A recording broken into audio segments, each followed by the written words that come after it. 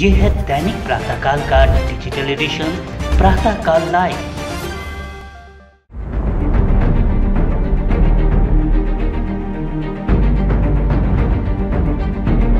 टीकमगढ़ की विधि जैन शनिवार को सकुशल अपने घर पहुंच गई।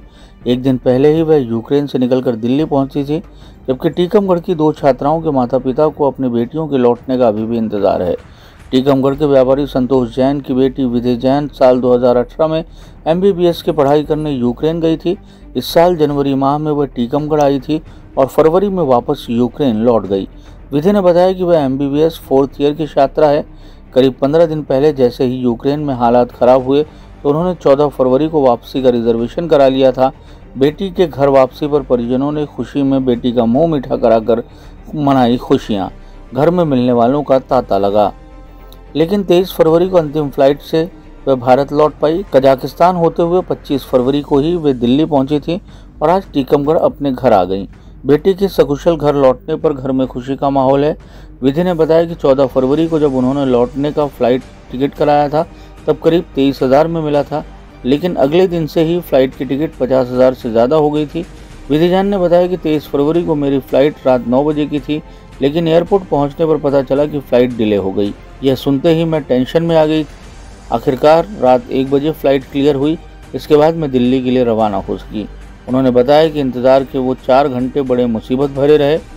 उस टाइम पर तो जब मैं यहाँ पे वापस आई थी, मेरी सुबह 23 तारीख को सुबह 7 बजे की बस थी। मैं वहाँ से निकली और मैं 6 घंटे में एयरपोर्ट पहुँच गई थी।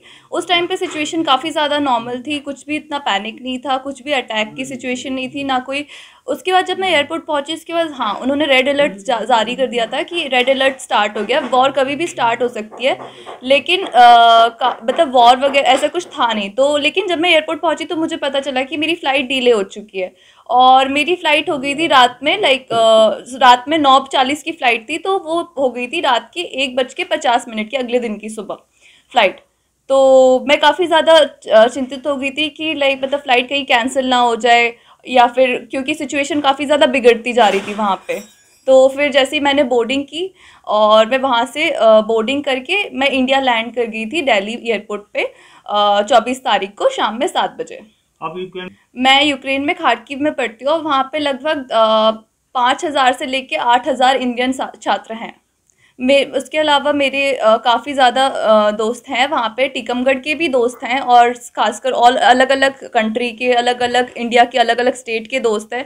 सारे वहाँ पे फंसे हुए हैं। मेट्रो में हैं, कुछ मेट्रो में रह रहे हैं, कुछ बंकर्स में रह रहे हैं। उनके पास खाने पीने का कुछ भी नहीं है, सप्लाईज़ और ना इलेक्ट्रिसिटी। मेट्रो में ठंड है, -2 डिग्री टेम्परेचर है वहाँ पे बाहर, और ना उनके पास ओढ़ने के लिए कुछ है, ना खाने पीने की कुछ है। मार्केट्स, मॉल्स वगैरह सब बंद हो चुके हैं, ना उनके पास पीने का पानी, कुछ भी नहीं है। काफ़ी परेशान हो रहे हैं वो। नहीं, हम लोगों को यूनिवर्सिटी द्वारा यही बोला गया था कि यहाँ पे सिचुएशन बिल्कुल नॉर्मल है, आपकी क्लासेस ऑफलाइन ही चलेगी।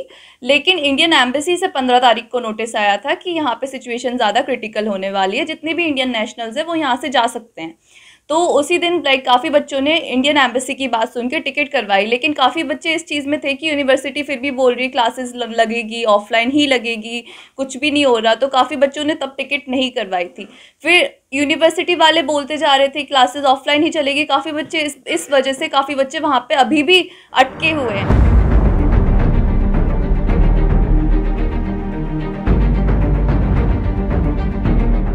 अगर आप ये कार्यक्रम YouTube पर देख रहे हैं तो हमारे चैनल को जरूर सब्सक्राइब करें और Facebook पर देख रहे हैं तो हमारे पेज को लाइक करना ना भूलें।